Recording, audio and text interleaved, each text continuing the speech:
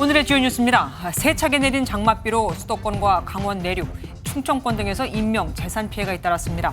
오늘 밤부터 호남 지역을 중심으로 많은 양의 비가 예상되는데 250mm가 넘게 오는 곳도 있겠습니다.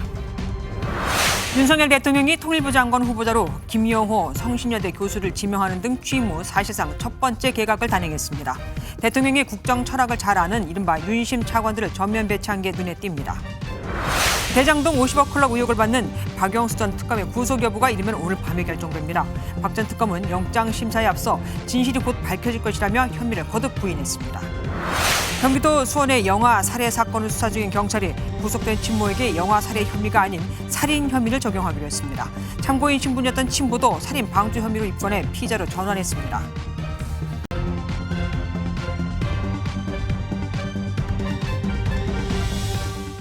장마 전선이 북상하면서 전국이 다시 장마권에 들었습니다. 예년 같지 않게 오락가락 또 비구름이 빠르게 이동하면서 일부 지역에 순식간에 비를 많이 뿌리는 식. 여기에 대비도 어렵고 그래서 피해도 큰데 벌써 올해 첫 장마로 인한 사망자까지 나왔습니다. 호우특보 지역은 지금도 계속 늘어나고 있는데요. 먼저 강원 춘천부터 연결해 보겠습니다. 장진철 기자, 지금 비는 많이 오는 것 같지 않습니다? 네, 그렇습니다. 지금은 보시는 것처럼 빗줄기가 많이 잦아든 상태입니다. 기상청은 오늘 아침 강원 춘천에 강한 비가 내릴 것으로 예보하면서 호우경보까지 발령했습니다. 호우경보는 오후 4시 30분에 주의보로 하향했고 조금 전인 오후 6시 30분 주의보도 해제됐습니다. 하지만 앞서 오늘 낮 1시 춘천 북산면에 1시간 동안 59mm의 비가 쏟아지기도 했습니다. 현재까지 강수량을 보면 춘천이 104mm, 양구가 92mm, 화천이 80mm입니다. 현재 비구름이 동쪽으로 이동하면서 강릉 등 영동 지역에도 오늘 낮부터 비가 내렸지만 큰 비는 아니었습니다. 비는 내일 오후까지 최대 100mm가 더 내릴 전망입니다. 예, 100mm는 많은 양의 비입니다. 강원도는 특히 산이 많아서 위험하잖아요. 아직까지 비 피해는 혹시 없습니까? 네, 아직까지 강원 지역에는 보고된 비 피해는 없습니다. 하지만 강풍에 많은 비가 쏟아진 인천과 경기 지역에서 피해가 속출했는데요. 인천 남동구 한 빌라의 벽돌 담벼락이 무너졌고 강화군 화도면 한 주택에서는 폭우로 집안이 침수되기도 했습니다. 광주광역시 서구에서는 낙뢰를 맞아 가로수가 부러지면서 주차돼 있던 차량 2대를 파손했습니다. 비가 계속되면서 가장 우려되는 건 바로 산사태인데요. 오늘 오전 10시 30분부터 전국에 산사태 위기경보 주의가 발령됐습니다. 전국 산사태 위험 등급을 보면 강원도가 11.72%로 가장 높고 전북이 10.95%, 충남과 충북이 9%대로 뒤를 잇고 있고 서울도 5.12%나 됩니다. 장마철 집중호우 지역이 계속 늘어나면서 산사태 위험에 대비가 필요해 보입니다. 지금까지 강원 춘천 공지천변에서 MBN 뉴스 장진철입니다. 서울에도 오전 한때 호우주의보가 발령됐고 점심시간 한때 시간당 30mm에 가까운 물폭탄이 쏟아져 점심을 먹으러 나가던 직장인들은 약속을 취소하고 편의점으로 그야말로 도망치듯 뛰어들어가야 했습니다. 장화도 아무런 소용이 없었죠.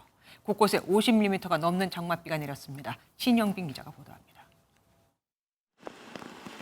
서울 전역에 오전 9시를 기해 호우주의보가 내려졌고 정오를 앞두고는 빗줄기가 굵어지더니 시간당 30mm 가까운 물폭탄이 여의도 일대에 쏟아졌습니다. 횡단보도에 선 직장인들은 신호를 기다리며 우산을 쓴 채 하늘을 쳐다보거나 함께 모여 건물 처마 밑에서 잠시 비를 피합니다. 정오가 조금 지난 점심시간 평소라면 손님들이 줄을 섰을 식당가가 행합니다. 비가 오다 보니 사람들의 발길도 뜸한 겁니다. 원래 줄 서는 데긴 하거든요. 근데 바로 들어갔었어요. 비가 많이 와가지고 지금 장화도 신었는데 이제 뭐 다 젖고. 쏟아지는 비에 차마 식당으로 걸음하지 못한 직장인은 회사 근처 편의점에 모여 점심을 해결하기도 합니다. 옷이 젖고 그러니까 귀찮고도 하고 그래서 사무실에서 이제 먹으려고 간단하게 먹으려고. 오후에도 이어진 비, 서울 중구에는 한때 시간당 14mm 정도의 장대비가 내렸습니다. 쏟아지는 물줄기에 눈을 뜨기 힘들 만큼 많은 비가 내렸습니다. 행인들은 몸에 묻은 물을 털고 다시 걸음을 옮기거나 아예 건물 안으로 들어가 빗줄기가 수그러들길 기다렸습니다. 평소보다 날이 많이 흐리고 그다음에 습해가지고 학교에 도착을 하니까 찝찝하더라고요. 학교 식당에 있었는데 그 비가 많이 새더라고요. 많이 놀랐습니다. 내렸다 그쳤다를 반복하는 장맛비는 낮 시간 서울 곳곳에 50mm가 넘는 비를 뿌렸습니다. MBN 뉴스 신영빈입니다. 서울에 내리던 장맛비는 지금 다소 소강 상태를 보이고 있지만 하천은 상황이 다릅니다. 시내 하천 27곳 모두가 출입이 통제됐거든요. 이번엔 지난해 유달리 침수 피해가 컸던 서울 강남역 그리고 팔당댐으로 가보겠습니다. 먼저 서울 강남역입니다. 이혁재 기자, 비가 약해진 것 같긴 한데 출퇴근길 문제는 없었습니까? 네, 저는 퇴근하려는 시민들로 붐비는 서울 강남역에 나와 있습니다. 제가 서 있는 이곳 강남역에서 멀리 떨어지지 않은 건물 지하 주차장에선 지난해 8월 차를 찾으려던 남성이 급류에 휩쓸리는 사고도 있었는데요. 사고 장소를 다시 찾아보니 모래주머니를 쌓는 등 대비해둔 모습이었습니다. 오후 한때 장대비가 쏟아지기도 했지만 현재는 소강 상태에 접어들었는데요. 차들은 안전에 유의하며 느리게 통행하고 있고 시민들은 평소보단 퇴근길을 서두르기도 했습니다. 비가 많이 오다 보니까 이제 차도 막히고 지하철에 사람이 많을 것 같아서 빨리 집에 가야 할 것 같다는 생각이. 강남구청, 서초구청 등 지자체는 빗물바지 속 쓰레기를 없애는 등 호우에 대비하고 있습니다. 하천 수위도 많이 올랐을 것 같습니다. 네, 서울 중랑천을 비롯해 하천 수위도 오름세를 보였는데요. 다행히 주의 단계까지 치솟지는 않았습니다. 서울시는 만일의 상황을 대비해 오전부터 하천 27곳 전체에 대한 출입을 통제하고 안전 확보에 나섰습니다.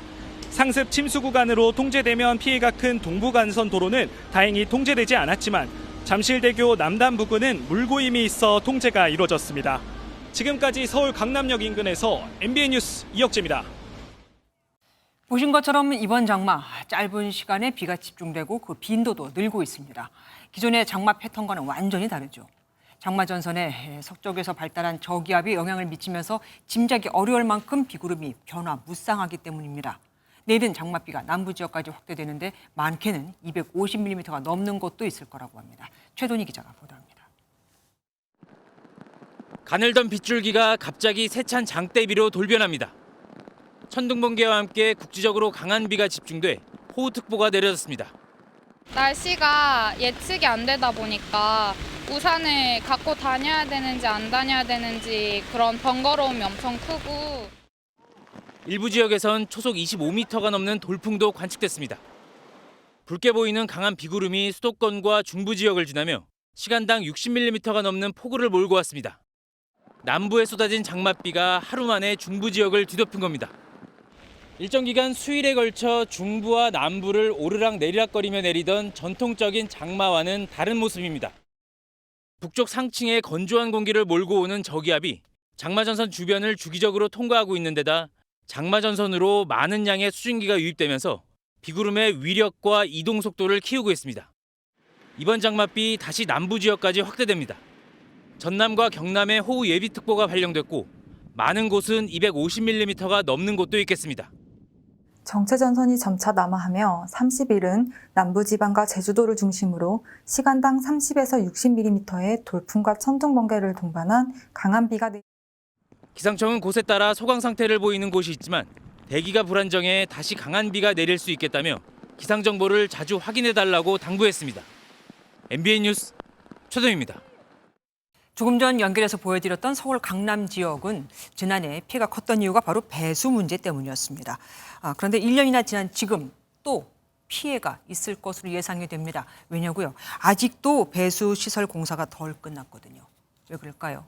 이유가 있었습니다. 긴급 점검 백길종 기자가 현장을 다녀왔습니다. 맨홀 뚜껑이 열려 빗물이 도로 위로 쏟아져 나오고 허리 높이까지 차올라 이동하기가 어렵습니다. 지난해 8월 침수 피해가 심했던 서울 서초구 서운로의 모습입니다.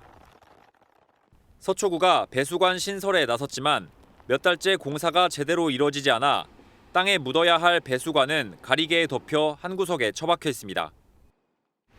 지난 1월 착공한 배수시설 공사 현장입니다. 5개월이 넘게 지났지만 땅 밑에 지작물을 어디로 옮길지 정해지지 않아 아직 땅을 파보지도 못했습니다. 공사 마무리가 계속 늦어져 완공 예정일은 올해 12월. 땅 밑에 전선, 가스관 등을 어디로 옮길지 조율하느라 3개월을 허비했다는 게 구청 측 설명입니다. 아직 그 도시가스나 한전 이런 공사들이 100%가 이설이 안 되다 보니까 실제로 현장은 4월부터 했습니다. 벌써 장마가 시작되면서 공사는 더 늦어질 수밖에 없어 주민들은 걱정이 앞섭니다. 어린이들이 비 올 때 이 학교 등하교 시간이라든지 또 이 잠시 외출했을 때 많이 걱정이 되고. 역시 큰 피해를 입었던 강남의 영동시장도 상황은 마찬가지. 지난해 공사를 시작했지만 일요일만 공사를 진행하다 보니 완공은 12월에야 가능합니다. 어영물 이사는 작년에 했어요. 거의 워낙 번화가라서 저희가 일요일에만 작업을 할 수 있거든요. 폭우가 와도 지난해와 다를 바 없을 거란 생각에 상인들은 눈물을 보이기도 합니다. 좀 많이. 올해는 그러지 말아야 되는데. 네네네. 비 맞기 전에 끝났어야 되는데 장마 때도 공사를 해야 될 상황이 된 게 좀 아쉽기도 하죠.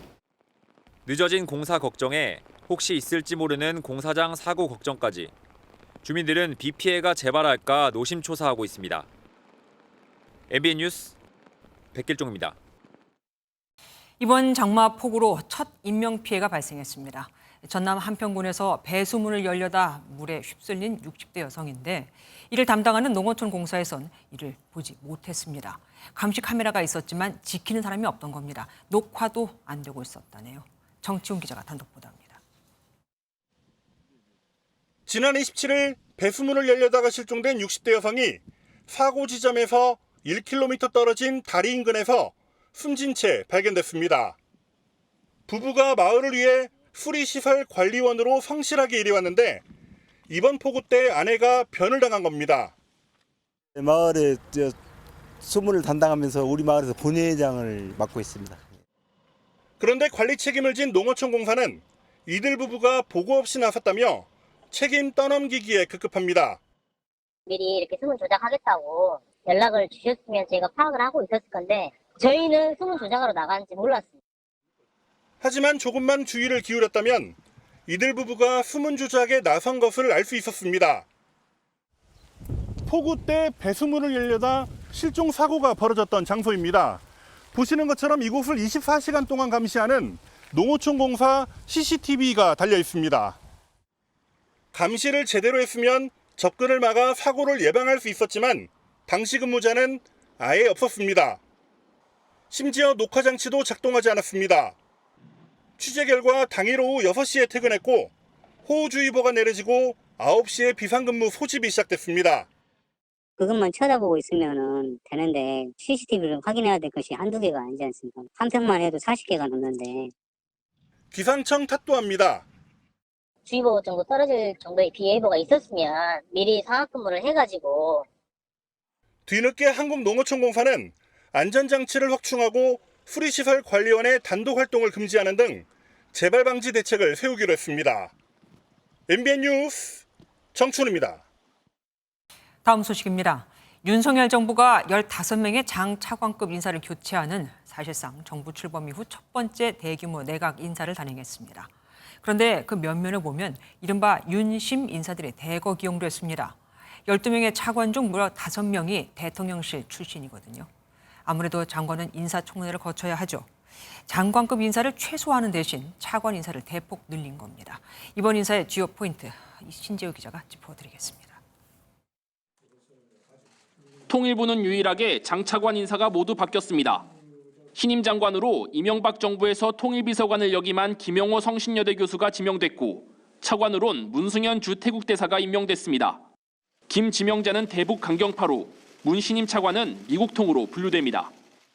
원칙을 갖고 북핵 문제 해결과 남북관계 개선을 위한 기반을 닦기 위해서 노력을 하겠습니다. 우리의 이 대북 정책은 원칙을 지키는 게 대단히 중요하다. 이런. 또 다른 장관급 인사로 김홍희 변호사가 국민권익위원장으로 기용됐습니다. 김 신임 위원장은 윤석열 대선 후보 캠프에서 정치공작 진상규명 특별위원회 위원장을 맡아 네거티브 대응을 이끈 바 있습니다. 차관 인사는 대통령실 비서관들이 대거 배치됐습니다. 조성경 과학기술비서관은 과기부 1차관, 임상준 국정과제비서관은 환경부 차관, 박성훈 국정기획비서관은 해수부 차관으로 김호진 관리비서관과 백원국 국토교통비서관은 각각 국토부 1, 2차관으로 임명됐습니다. 오영주 베트남 정권대사가 외교부 2차관으로 오기용 중기부 기획조정실장이 중기부 차관으로 임명되는 등 부처 내부 발탁도 일부 있었습니다. 대통령실은 향후 인사 역시 인적 쇄신 명목이 아닌 필요에 따라 단행할 것이라며 추가적인 원포인트 인사 가능성을 시사했습니다. MBN 뉴스 신재우입니다.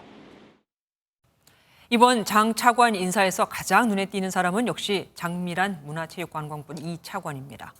체육인으로서는 역대 3번째 차관이지만 올림픽 금메달리스트로서는 처음이죠.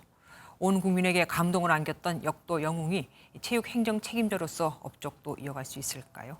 최영규 기자가 보도합니다.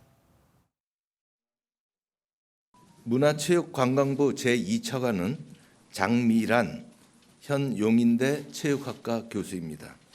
그야말로 깜짝 발표. 앞으로 체육계 행정을 펼칠 장미란은 세계선수권대회 4연패와 올림픽에서 금, 은, 동메달을 모두 따낸 역도 영웅입니다. 선수 생활 10년 넘게 최정상급 기량을 유지했던 장 내정자는 은퇴 후에는 지도자와 행정가로 활동하며 후학 양성에 힘썼습니다. 윤석열 대통령과 특별한 접점은 없는 것으로 알려졌지만 현장 경험과 행정 능력, 이론까지 두루 갖춘 점이 발탁 이유로 꼽힙니다. 대통령실 고위 관계자는 문화계의 BTS처럼 장 내정자가 체육계에 새 바람을 불어넣어줬으면 한다며 기대감을 드러냈습니다. 올림픽 금메달리스트로는 처음으로 차관이 된 장 내정자는 부처에 전달한 임명 소감문에서 윤석열 정부의 국정 철학이 스포츠와 관광 정책에 실현되도록 최선을 다하겠다고 밝혔습니다. 복지라든지 또 은퇴 후의 삶이라든지 이런 부분에서도 좀 도움이 되고 싶고 목소리도 전하고 싶고 또 대변도 하고 싶은. 장 내정자를 포함해 조성경 과기부 1차관, 오영주 외교부 2차관 내정자까지 발탁되면서 여성 차관은 모두 5명으로 늘었습니다. MBN 뉴스 최영규입니다.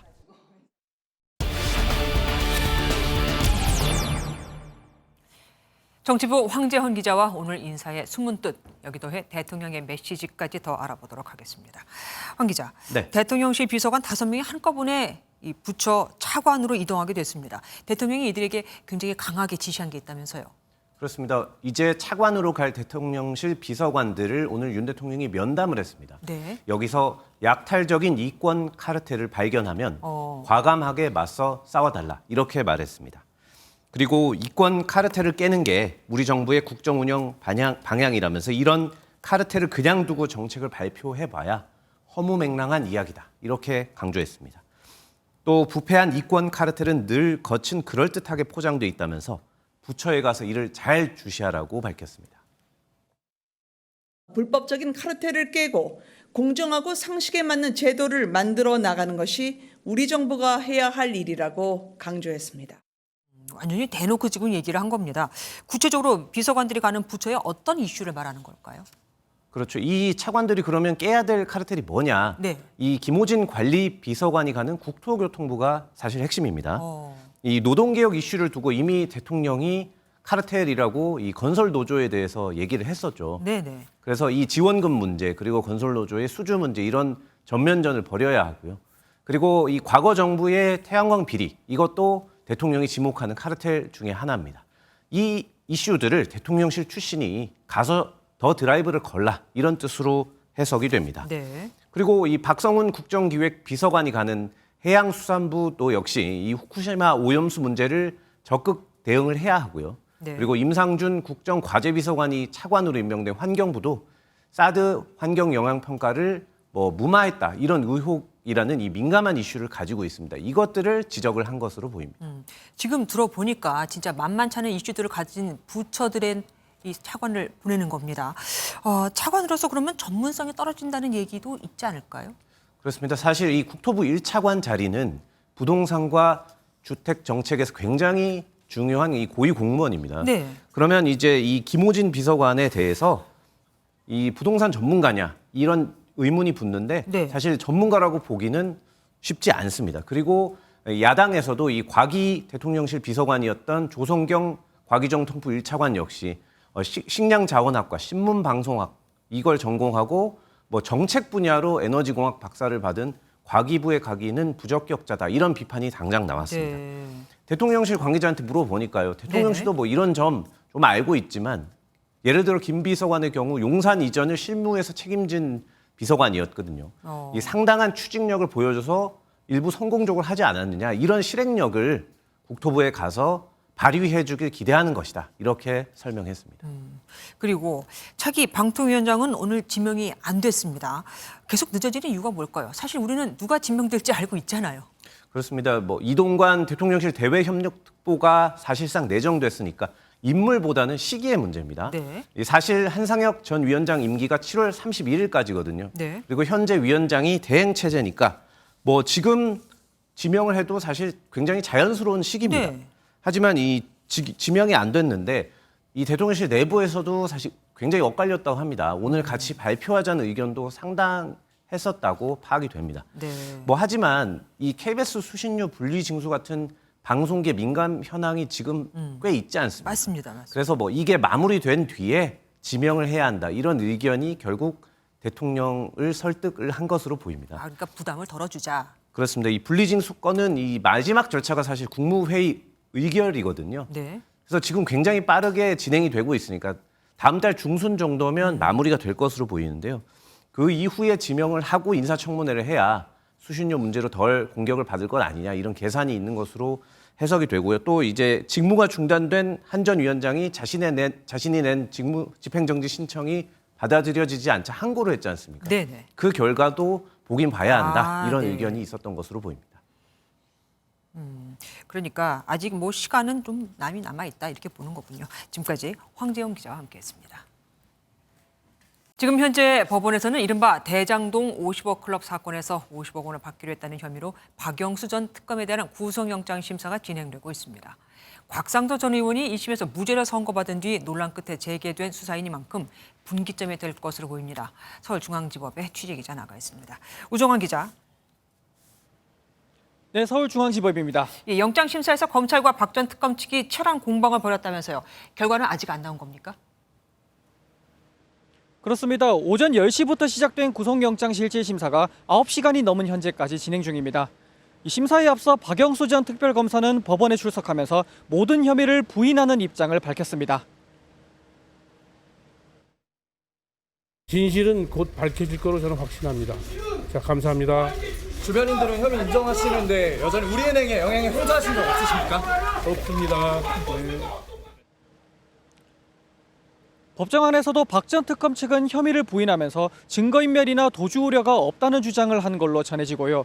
또 자신이 70이 넘은 고령인데다 건강 문제도 거론하면서 영장 기각을 요청했다고 합니다. 반면 검사 측은 220쪽이 넘는 파워포인트를 쓰며 사안의 중대성과 증거인멸 정황을 강조했습니다. 3시간가량 공방 끝에 신문이 끝나고 박 전 특검은 현재 구치소에서 결과를 기다리고 있습니다. 오후에는 박 전 특검과 공모한 혐의를 받는 양재식 전 특검보에 대한 구속심사도 시작됐습니다. 두 사람에 대한 기록이 워낙 많다 보니 영장 전담 판사 2명이 나눠서 심사를 진행하고 있는데 결과는 이르면 오늘 밤 나올 전망입니다. 박 전 특검 수사가 50억 클럽 수사에 분수령이 될 것으로 보입니다. 지금 현재 수사 상황은 어떻게 되고 있습니까? 이 박 전 특검이 받는 혐의는 대장동 일당에게 200억 원을 약속받았다는 겁니다.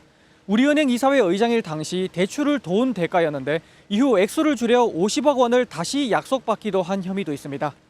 검찰은 대장동 일당에게서 나온 5억 원이 박 전 특검 인척인 분양대행업자 이희성 씨를 거쳐 박 전 특검이 다시 받아 담보 또는 지분 확보용으로 김만배 씨에게 넘긴 걸로 보고 있습니다. 또 별개로 남욱 변호사가 변협 선거자금 3억 원을 지원한 걸로도 파악했습니다. 여기에 박 전 특검 딸이 화천대유에서 받은 11억 원까지 모두 50억 원 약속의 실현 과정으로 보고 구속영장에다가 적었다고 검찰 관계자는 밝혔습니다.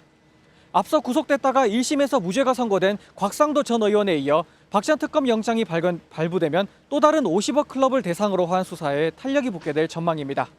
지금까지 서울중앙지법에서 MBN 뉴스 우종환입니다. 세월호 참사가 벌어졌던 지난 2014년 4월 16일. 박근혜 당시 대통령의 행적을 놓고 국회에서 허위 답변을 한 혐의로 기소된 김기춘 전 비서실장에 대해 무죄가 확정됐습니다. 5년 9개월 만입니다. 심가현 기자가 보도합니다. 박근혜 정부 당시 국회 국정조사 이후 세월호 참사 보고 관련 질의를 주고받은 김기춘 전 대통령 비서실장. 참사 당일 박 전 대통령의 참사 관련 상황 파악 여부를 묻는 질문에 20분에서 30분 단위로 상황을 보고했고 박 전 대통령이 직접 보고받은 것 이상으로 상황을 파악하고 있었다고 답했습니다. 검찰은 김 전 실장이 보고가 제대로 이뤄지지 않은 사실을 알고도 답변을 꾸며냈다며 허위 공문서 작성 혐의로 재판에 넘겼습니다. 1심과 2심은 징역 1년에 집행유예 2년을 선고했지만 대법원의 판단은 달랐습니다. 대통령이 상황을 잘 파악하고 있었다는 피고인의 의견에 불과해 허위라고 볼 수 없고 비서실에서 20분에서 30분 단위로 중단 없이 보고를 했다는 부분은 당시 이메일과 서면 보고 등 객관적 사실에 기반했다고 봤습니다. 지난해 11월 사건을 돌려받은 재판부가 무죄를 선고했고 검찰이 불복해 재상고한 끝에 무죄가 확정됐습니다. 파기환송심 재판부에서 오로지 헌법과 법률 그리고 양심에 따라서 용기 있게 판단해 주신 데 대해서 경의를 표하고 감사를 드립니다. 김 전 실장은 세월호 참사가 발생한 지는 9년 만에, 재판에 넘겨진 지는 5년 만에 보고 조작 혐의를 완전히 벗게 됐습니다. MBN 뉴스 심가현입니다. 윤석열 대통령이 어제 사실상 문재인 정부를 반국가 세력으로 지칭한 것을 두고 민주당이 발끈했습니다. 극우 보수단체 대표가 할 법한 천박한 발언이라면서 탄핵 얘기까지 꺼냈죠. 대통령실은 지난 정부를 겨냥한 것이 아니라고 했지만 국민의힘은 도둑이 제발 저린 격이라고 맞받아쳤습니다. 강영호 기자가 보도합니다. 반국가 세력들은 핵 무장을 고도화하는 북한 공산 집단에 대하여 유엔 안보리 제재를 풀어달라고 읍소하고 문재인 정부 대북 정책을 비판하며 나온 이 발언에 대해 민주당은 크게 반발했습니다. 이 진영 대결을 부추기거나 아니면은 국민들의 갈등을 조장하는 그런 발언들은 저는 좀 자중할 필요가 있지 않겠나. 문재인 정부 출신 인사들 역시 극우 보수단체 대표나 할 법한 천박한 발언이라며 격앙된 반응을 보였습니다. 대통령직을 수행하는 데 별로 적합하지 않다라고 하는 것을 증명하고 있다고 봐요. 탄핵을 시사하셨다고 이해해도 될까요? 해석을 편하게 하십시오. 예, 열어두겠습니다. 반면 국민의힘은 도둑이 제발 저린 것이라고 맞받아쳤습니다. 대한민국의 정체성을 부정하고 대한민국을 적의 소나기에 놀아나게 하는 그런 세력이 있다면 그것은 협치의 대상이 아닙니다. 이와 관련해 대통령실은 대통령의 발언은 전 정부를 겨냥한 것이 아니고 일반적인 발언이라며 진화에 나섰습니다. 민주당은 운영위원회 소집을 제안하는 등 국회 차원의 대응에 나설 계획이어서 7월 임시국회를 앞두고 여야 대치 국면은 고조될 전망입니다. MBN 뉴스 강영우입니다. 2년 전 선임 부사관에게 성추행을 당해 이를 신고했지만 수사는 제대로 이뤄지지 않았고 되레 2차 가해에 시달린 끝에 극단적인 선택을 한 이해람 중사 사망 사건 기억하십니까? 이 과정에서 자신에게 보안 정보를 전달한 군무원에 대해 구속영장이 청구되자 군 검사에게 전화해 영장이 잘못됐다고 추궁한 혐의를 받던 전익수 전 공군본부 법무실장이 무죄를 선고받았습니다. 법원은 피고인이 전화를 걸어 몰래 녹취까지 해 수사 중인 내용을 알아내려고 한 건 매우 부적절했다면서도 무거운 마음으로 무죄를 선고한다고 밝혔습니다. 홍조 기자입니다. 지난 2021년 국방부 검찰단은 고 이해람 중사 사망 사건 가해자에 대한 정보를 누설한 군무원 양모 씨에 대한 구속영장을 청구했습니다. 이후 전익수 당시 공군본부 법무실장은 군 검사에게 전화를 걸어 자신이 범행을 지시한 것으로 적시된 것이 사실인지 확인했습니다. 담당 검사는 알려줄 수 없다며 여러 차례 거절했습니다. 특검은 이것이 계급을 이용해 위력을 행사한 것이었다며 전 씨에게 징역 2년을 구형했습니다. 재판부는 녹취까지 하면서 수사 정보를 알아내려 한 것은 매우 부적절하고 수사의 공정성을 해칠 수 있다고 질책했지만 면담 강요죄는 증인이나 참고인을 보호하는 법이라 군 검사에게 적용할 수는 없다며 전 전 실장에게 무죄를 선고했습니다. 여러 차례 송구스럽다는 말씀 드렸고요. 이런 사건이 발생한 것에 대해서 너무 안타깝게 생각합니다. 재판에 참석했던 유족들은 특별법을 만들어서라도 사태 재발을 막아야 한다고 반발했습니다. 자기 하급 군검사한테 위력을 행사한 그러한 법을 만들어 놓지 않았다는 거 깜짝 놀랐습니다. 당시 성추행한 중사의 정보를 유출한 군무원과 공보 담당 장교에게는 유죄가 선고됐습니다. MBN 뉴스 홍지호입니다. 경찰이 영아 2명을 살해하고 냉장고에 수년간 보관한 친모에 대해 살인죄를 적용하기로 했습니다. 영아 살인은 아기를 낳자마자 죽였을 경우인데 이 엄마는 며칠 뒤에 그것도 장소까지 다른 곳에서 살인을 했으니까요. 어쨌든 처벌도 더 무거워졌습니다. 그동안 참고인 신분이었던 남편도 피의자로 입건됐습니다. 이재호 기자입니다. 경찰이 영아 살해죄로 지난 23일 구속한 친모의 혐의를 살인죄로 변경했습니다. 영아 살해 혐의는 10년 이하의 징역에 처할 수 있지만 살인 혐의는 최대 사형 선고까지 가능합니다.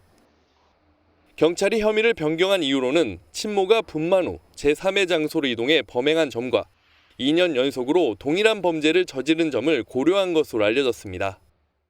이와 함께 경찰은 그동안 참고인 신분이었던 남편도 살인 방조 혐의로 입건하고 피의자로 전환했습니다. 현재까지 살인 공모나 방조와 관련한 혐의점은 드러나지 않았지만 면밀한 조사를 위해 이런 결정을 내린 것으로 전해집니다. 피의자 친모는 2018년 11월과 2019년 11월 각각 병원에서 아기를 출산한 뒤 살해하고 자신의 집안 냉장고에 시신을 보관한 혐의를 받고 있습니다.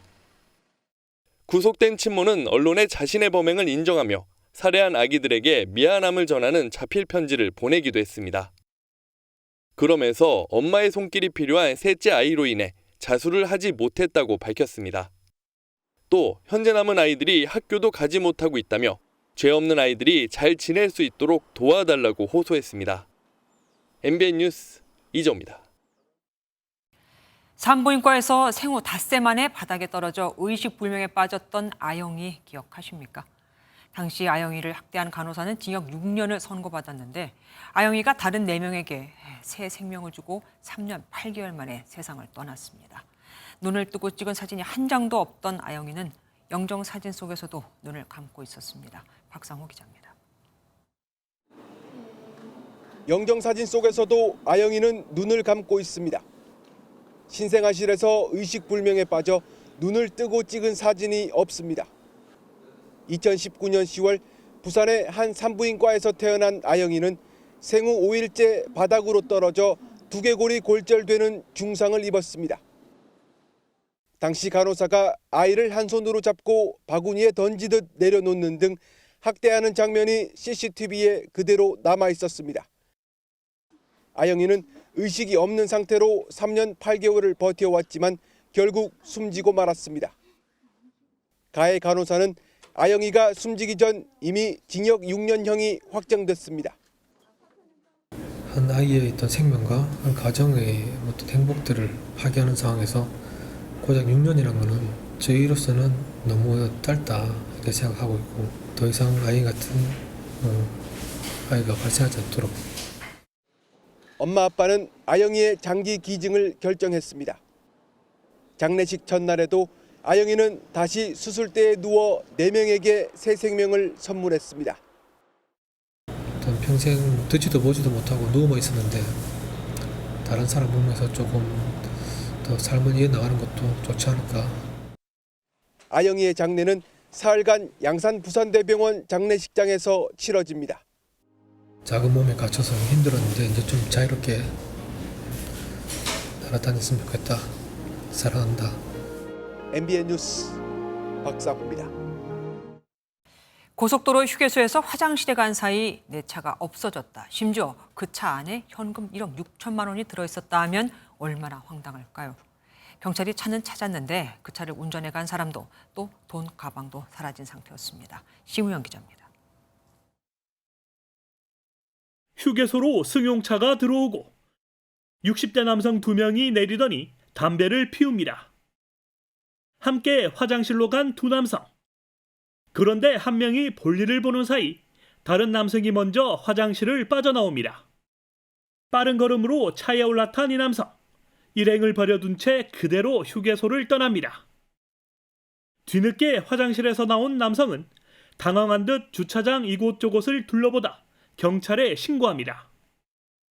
사라진 차에는 남겨진 남성의 가방이 있었는데 그 안에 현금 1억 6천만 원이 들어있었습니다. 사실한 게 좀 파악을 해봐야 될 것 같습니다. 고속도로를 이동하다가 휴게소에 들린 거니까요. 두 사람은 사회에서 만난 친구 사이로 알려졌습니다. 이 남성은 대구 서구 주택가에 차를 버린 채 돈을 갖고 잠적했습니다. 경찰은 버려진 차량 주변 CCTV를 확보해 분석하는 한편 달아난 남성의 주변인 등을 상대로 행방을 쫓고 있습니다. MBN 뉴스 심우영입니다. 병원 3곳에서 진료 기록을 무려 8,300건 이상 조작해 보험사로부터 23억 원을 가로챘습니다. 범행을 주도한 상담실장은 물론 의사와 환자, 보험 설계사까지 모두 다 한 통속이었습니다. 환자들에겐 받는 돈의 40%를 준다며 꼬드겼죠. 김명현 기자가 보도합니다. 한 여성병원에 경찰이 들이닥칩니다. 허위 진료 기록으로 보험금을 청구한 혐의가 드러나 압수수색에 나선 겁니다. 범행은 상담실장 40대 김모 씨가 주도했습니다. 피부 관리를 받은 환자들의 진단명을 실손보험 적용이 가능한 도수 치료나 발톱 무좀 등으로 조작했습니다. 지인인 다른 병원의 상담실장도 범행에 가담했는데 서로 상대방의 허위 진료 기록을 끊어줬습니다. 이런 수법으로 2017년부터 5년간 병원 3곳에서 8,300여 차례에 걸쳐 진료 기록을 조작해 보험금 23억 원을 받아냈습니다. 의사나 간호사들도 이런 사실을 알고도 묵인했습니다. 김 씨는 보험 설계사와 짜고 가짜 환자들을 모집하기도 했습니다. 최대 1,000만 원의 보험금을 청구할 수 있는 자궁 근종 레이저 시술을 받은 것처럼 허위로 꾸며 수익을 나누기도 했습니다. 병원에는 관련 의료 장비조차 없었습니다. 병원에 방문한 사실이 없음에도 진료를 받았다고 보험금을 허위 청구해서 몇백만 원부터 1,000만 원이 넘게 보험금을 허위로 타낸 사실도 확인이 됐습니다. 경찰 조사에서 임신 중절한 태아사체 10여 구를 사산한 것처럼 꾸며 업자에게 유통한 사실도 드러났습니다. 경찰은 상담실장 김 씨를 보험사기방지 특별법 위반 혐의로 구속하고 의사와 간호사 등 나머지 341명을 불구속 입건했습니다. MBN 뉴스 김영현입니다.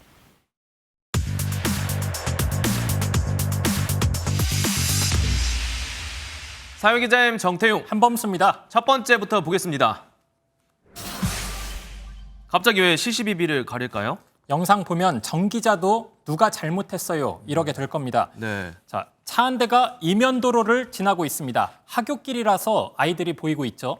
인도로 가는 친구도 있지만 저 도로 위에서 장난치는 친구들도 좀 보이거든요. 네, 결국 사고가 났습니다. 아이 한 명이 돌려차기 피하려고 뒷걸음질 치다가 차량 뒷바퀴에 발목이 깔렸습니다. 정말 사고 책임 누구한테 있는지 좀 헷갈리네요. 운전자 책임인지 저 다친 학생에게 잘못이 있는지 아니면 돌려차기에서 사고를 유발한 친구 있잖아요. 그 친구 때문인 것 같기도 하고요. 네, 그래서 무려 8개월 동안 논쟁이 이어지고 있습니다. 운전자와 보험회사는 보상해 줄 필요가 없다 이렇게 주장하고 있고요. 다친 학생 부모님은 운전자 과실도 있다 이런 반응 보이고 있습니다. 네. 왼쪽에 있는 아이들을 보고 우측으로 붙어서 운행을 했고 위험하지 않게 천천히 주행했던 것으로 보이거든요. 이러한 점으로 볼 때 운전자에게 사고 책임을 묻기는 어려워 보입니다. 이게 합의가 이루어지지 않을 경우에는 경찰 조사 단계로까지 넘어갈 텐데 경찰이라고 판단이 쉬울까요? 결론 어떻게 내려질지 궁금합니다. 네, 다음 내용으로 넘어가겠습니다. 꼬마 건물 에워싼 공사장, 이런 곳이 있었나 보죠? 공사 소음 때문에 생활이 어렵다는 제보가 하나 들어왔습니다. 네. 상태를 한번 볼까요? 소음이 들리네요, 진짜. 네, 들리죠? 네, 방 창문 바로 앞이 공사장인데 가깝네요, 되게. 네, 여기가 지금 사무실 건물에서 바라보고 있는 모습이고요. 제보를 준 대표 집무실에서 찍은 겁니다. 땅까지 울리는 정도이고 도저히 의사소통이나 불가능할 정도로 분진이나 그런 것 때문에 저희 뭐 기관지염 걸린 직원들도 있고. 자, 피해 입은 지는 1년 정도 됐는데요. 건물을 둘러싼 세면이 각기 다른 공사가 진행 중이었습니다. 네. 저희가 갔을 때도 이 중 2면이 한창 진행 중이었고요. 광고와 음악을 제작하는 업체이다 보니까 더욱 피해가 크다고 하네요. 소음이나 이런 거에 민감한 직종이기 때문에 동양은 노이즈가 들어가서 할 수도 없고요. 크리에이티브한 아이디어조차 소음으로 인해서 나올 수가 없는 현실입니다. 퇴사하는 직원도 많이 생기고 있고요. 너무 가깝게 공사 허가를 내준 거 아닌가 싶습니다. 어쨌든 이제 와서 공사 자체를 문제 삼을 수는 없잖아요. 그러니까요. 이 소음이 극심할 때마다 조금이라도 또 줄여달라고 지자체에 민원을 넣고는 있지만 지자체에서 현장에 나와도 항상 소음 측정이 잘 되는 건 아니잖아요. 또 과태료를 내면서 그냥 공사하기도 한다고 합니다. 민사소송까지도 생각 중이라고 하고요. 건축허가가 떨어지게 되면은 공사를 못하기는 못할 거 아니에요. 공사 소음 수차례 민원을 제기했었었고 며칠 전에 초과돼가지고 과태료도 200만 원 부과하고. 소음과 진동 피해 당하는 사람한텐 정말 큰 고통입니다. 소송을 걸든 알아서 해라, 우린 할 만큼 했다 이러지 말고 행정당국이 중재를 잘 해줬으면 좋겠습니다. 동의합니다. 마지막까지 볼까요? 내 차도 덥거든? 좀 비아냥거리는 말투 같은데? 네, 사진 보시죠. 인도 위에 파라솔이 놓여 있는데요. 네. 그 아래 SUV 한 대가 주차돼 있습니다. 저거 길 건너기 전에 좀 쉬어가라고 그늘막 해놓은 거잖아요. 맞습니다. 저걸 저렇게 사용을 하네요. 네, 자동차 뜨거워지지 말라고 일부러 저기다 주차한 것으로 추정됩니다. 보행자들은 결국 다들 밀려났습니다. 다른 사진도 볼까요, 차례로? 네. 뭐 한두 대가 아니었군요, 저러는 게. 너나 할 것 없이 아주 파라솔 아래 주차를 해놨는데 참 얄밉습니다, 그냥. 네, 구청에서 담당 직원들이 적극적으로 단속을 좀 해야겠죠. 그러니까요. 이게 누리꾼 반응들도 지금 이제 나오는데요. 저랑 생각이 어떻게 보면 비슷한 것 같아요. 저런 생각 자체를 한다는 게 경이롭다. 참 이기적인 생각이다. 이런 식으로 비난이 쏟아지고 있네요. 네, 일반 시민들도 대처할 방법이 있습니다. 차량 사진을 찍어서 국민신문고 앱에 신고하면 됩니다. 그러면 차주한테 4만 원에서 12만 원 과태료 처분이 내려진다고 하죠. 아, 그래요? 저도 발견하면 꼭 그렇게 해야겠습니다. 네, 오늘은 여기까지 하겠습니다. 사회기자 M이었습니다. 후쿠시마 오염수 방류 우려로 소금 품귀 현상이 나타나자 정부가 오늘부터 비축분을 시중에 공급하기 시작했습니다. 정부는 6, 7월 엄청난 양이 출하되는 만큼 수급 걱정은 안 해도 된다고 했지만 값도 시중 소비자 가격보다 20% 저렴해 오늘 배정된 4톤은 금세 다 팔려버렸습니다. 김동환 기자가 현장에 다녀왔습니다. 손님들이 줄지어 천일염을 한 포대씩 카트에 담습니다. 정부가 비축분을 방출한다는 소식을 듣고 급히 달려온 사람들입니다. 뉴스 보고 왔어요. 아유, 감사합니다. 최근 소금 사재기로 천일염 수급이 불안정하고 가격이 치솟자 정부가 비축분을 풀었습니다. 전국 하나로마트 등 25개 대형마트와 전통시장에 다음 달 11일까지 총 400톤을 공급합니다. 하루 방출 물량은 판매 여건을 감안해 50톤 안팎이 될 전망입니다. 정부 비축분이다 보니 시중 가격보다 20% 싸게 판매하되 한 사람당 20kg으로 구매량을 제한했습니다. 4만 5천 원 달래더라고 취소시켰어요. 그래서 이제 정부에서 이거 한다 그래서. 첫날 서울 하나로마트 양대점과 창동점 두 곳에서 판매를 시작했는데 반나절 만에 모두 소진됐습니다. 해양수산부는 6, 7월 공급되는 천일염량이 평년 산지 판매량을 넘어선다며 수급에 문제가 없다고 강조했습니다. 정부에서 수매를 해서 낮은 가격으로 해서 풀겠습니다. 올라간 가격에 대해서 최대한 우리 국민들이 불안하지 않고. 하지만 소비자들의 불안은 가시지 않습니다. 배추는 샀는데 소금이 없어졌나? 애기들 키우니까 더 불안하죠. 네. 천일염 풍기와 사재기 현상은 수급보다는 오염수 방류에 따른 과도한 불안 심리가 근본 원인이어서 이를 해소하기 위한 다각적인 조치가 필요하다는 지적입니다. MBN 뉴스 김동환입니다. 사실 소금 풍기 현상도 오염수에 대한 잘못된 정보에서 시작이 된 거죠. 그런데 여기에 더해 보험에서도 공포 마케팅을 이용한 아주 나쁜 사례가 확인됐습니다. 후쿠시마 오염수가 방류되면 암에 걸릴 확률이 높아진다며 고객들에게 암보험 가입을 권유한 보험 설계사까지 등장한 겁니다. 박경 기자가 보도합니다. 2013년 후쿠시마 원전 사고 당시 한 보험 설계사가 고객에게 보낸 문자입니다. 일본 원전 폭발로 피해갈 수 없는 방사선 물질이 유출돼 5년 안에 암도 감기처럼 될 것이라며 암 쓰나미, 암 대란이 온다는 문구까지 썼습니다. 특히 이런 예측은 전문가의 발언이라는 것을 강조하기까지 했습니다. 이 모든 내용은 사실이 아니었고 잘못된 괴담을 퍼뜨려 마케팅에 이용했다는 비난을 받았습니다. 그런데 10년이 지난 지금 후쿠시마 오염수 방류가 다시 이슈로 떠오르자 비슷한 형태의 공포 마케팅이 다시 등장했습니다. 보험 설계사가 오염수가 방류되면 암에 걸릴 확률이 높다며 전화로 보험 가입을 수차례 유도한 겁니다. 공교롭게도 이 설계사는 신한라이프와 판매 제휴를 맺은 대리점 소속으로 10년 전 문자를 보낸 설계사 역시 신한라이프 소속이었습니다. 특정 설계사가 영업하다 보니까 개인의 합법으로 아마 그렇게 하신 것 같은데 저희가 일일이 다 어떻게 확인할 길이 없다 보니까. 금융당국은 해당 보험사에 불건전 영업행위를 즉시 중단하도록 했고 재발 방지를 촉구했습니다. 저희가 어저께 다 확인을 해서 자제하라고 다 지도를 했고요. 각 사별로 확인해갖고 중단하라고 사례가 발생하는지를 봐야 되겠죠.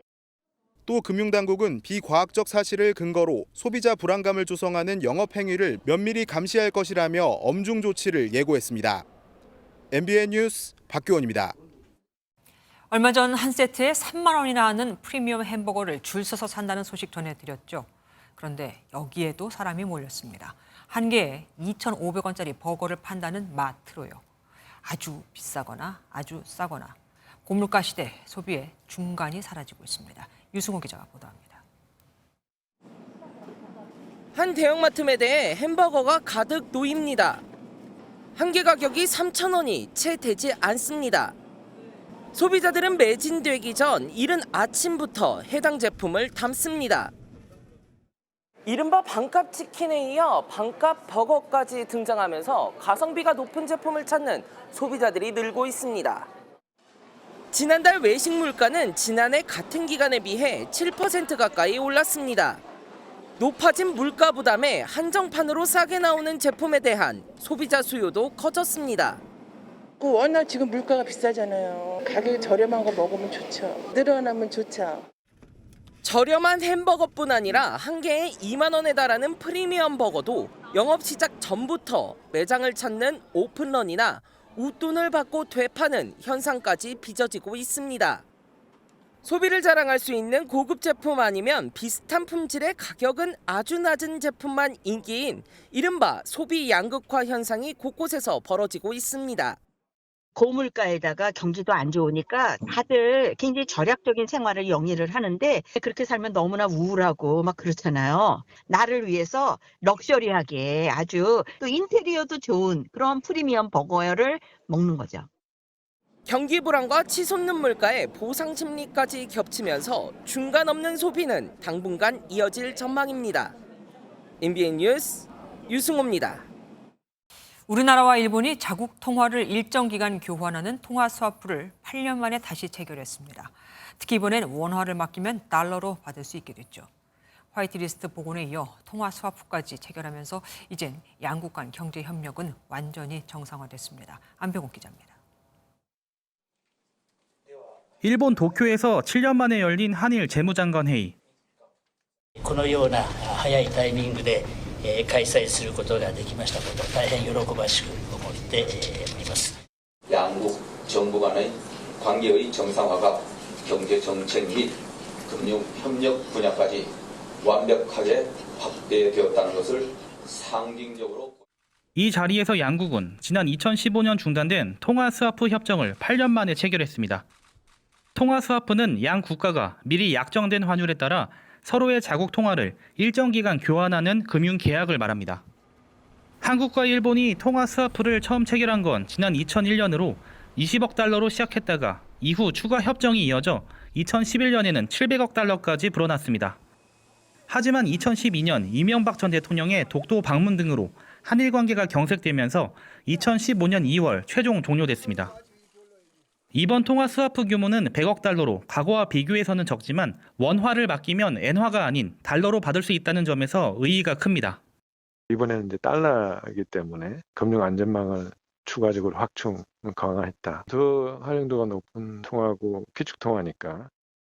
한일 양국 모두 지금 금융 위기를 겪고 있는 것은 아니어서 이번 통화 스와프 체결은 경제적 측면이 아닌 한일 관계 정상화라는 상징적 차원에서 의미가 있다는 해석입니다.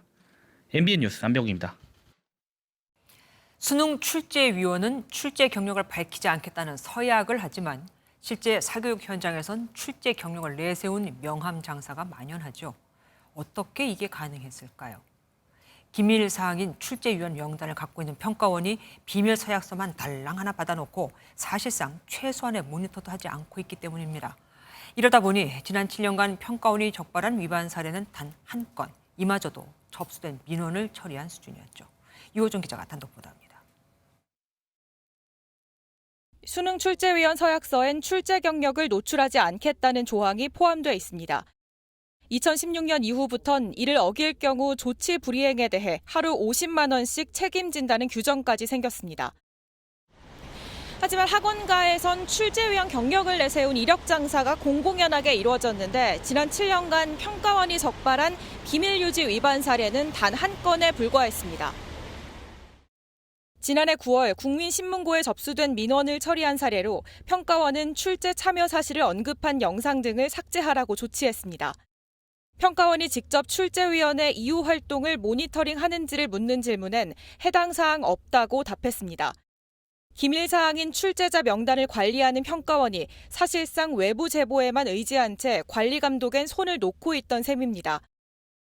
주요 경력 등으로 공공연하게 활용하고 있음에도 이에 대한 점검을 하지 않고 있는 것에 대해서는 비난받아 마땅하다고 생각합니다. 교육부는 총리실 주도의 평가원 감사가 끝나는 대로 평가원 내 모니터링 제도 마련을 위한 논의에 나설 계획입니다. MBN 뉴스 유호정입니다. 한국 팬들을 향한 친절한 팬 서비스 덕에 친절한 톰 아저씨로 알려진 배우 톰 크루즈가 미션 임파서블 시리즈와 함께 한국을 찾았습니다. 어젯밤엔 서울 잠실을 걷는 모습이 시민들에게 찍혀 온라인에 많은 사진이 올라오기도 했죠. 위험한 영화 씬을 촬영하다 죽으면 그 전에 찍어놓은 촬영분이 아깝다. 많은 돈을 낭비하는 거라며 절벽 추락 씬은 촬영 첫날 찍었을 정도로 냉철한 열정을 보인 그를 김문영 기자가 만나고 왔습니다. 대표 친한파 배우 톰 크루즈가 미션 임파서블의 7번째 작품을 들고 한국을 찾았습니다. 지난해 탑건 매버릭으로 내한할 당시 내년에도 한국을 찾겠다고 한 약속을 지킨 겁니다. 한국에 대한 남다른 팬 서비스에 톰 아저씨라는 애칭도 있는 톰 크루즈. 전용기를 타고 입국한 톰 크루즈는 팬들의 사인 요청에 일일이 응해줬는데 어젯밤 서울 잠실 길거리 구경에도 나서 시민들을 놀라게 했습니다. 시민들의 인증사진 속 톰 크루즈는 흰색 티셔츠를 입고 선글라스를 낀 채 사진 촬영에 응해주는 모습이었습니다. 1962년생으로 60살이 넘었지만 이번에는 영화를 위해 바이크를 탄 채 절벽에서 뛰어내리는 액션을 처음으로 감행했습니다. Every frame. I've been skydiving for many years, and I've been riding motorcycles since I was a little kid.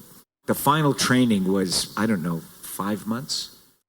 톰 크루즈는 자신의 대역 없는 연기가 스토리텔링을 위한 열정, 관객을 더 즐겁게 해주기 위한 의지의 표현이라고 말했습니다.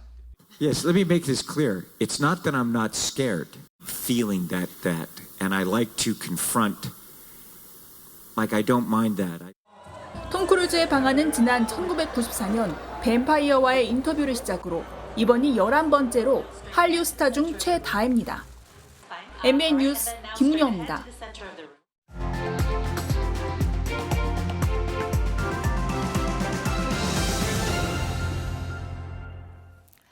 (1666년 9월) 런던 한 빵집에서 시작된 불이 삽시간에 번져 닷새간 도시 건물 80%를 잿더미로 만들었습니다.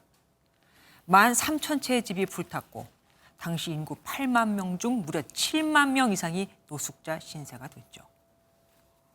런던 대화재로 불리는 이 대재앙을 겪고 사람들은 일상을 위협하는 사고에 대비해야 할 필요를 느끼는데 1681년 런던에 최초의 화재보험 회사가 생긴 건 바로 이런 배경 때문입니다.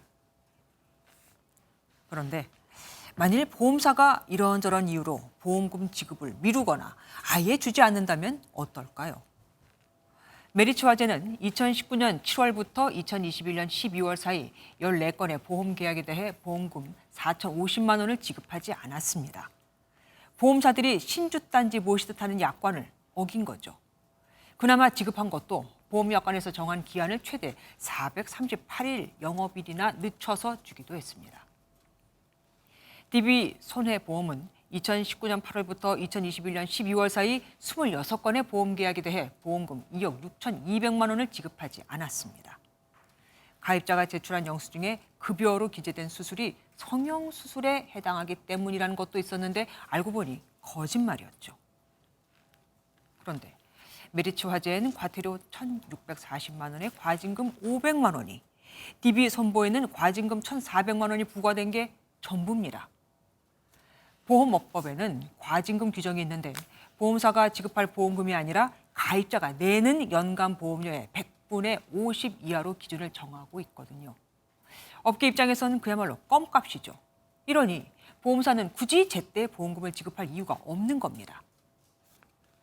하지만 보험료를 제때 못 내면 가입자들은 어떻게 되죠? 저렇게 많이 밀리면 보험 계약이 해지되고 보장을 못 받는 건 물론 심지어 내가 낸 보험료의 반의 반도 못 건지게 됩니다. 이거야말로 보험 사기 아닌가요? 달콤한 보장책으로 가입을 권할 때는 언제고 정작 사고나 질병으로 앞이 캄캄하고 경황이 없을 때는 이 속을 챙기는 보험사들. 늦게라도 주면 그게 어디냐고요? 돈은 말입니다. 얼마라는 것도 중요하지만 언제, 그러니까 내가 정말 필요할 때 있는 게 더 중요한 겁니다. 김조야, 그런데 오늘은 줄 건 주셔야죠. 그렇습니다.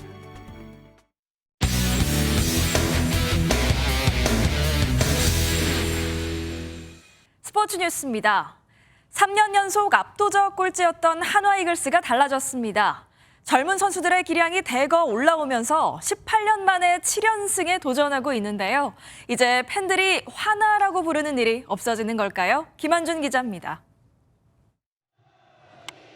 한화 이진영이 배트를 든 채 자신의 타구를 한참 쳐다봅니다.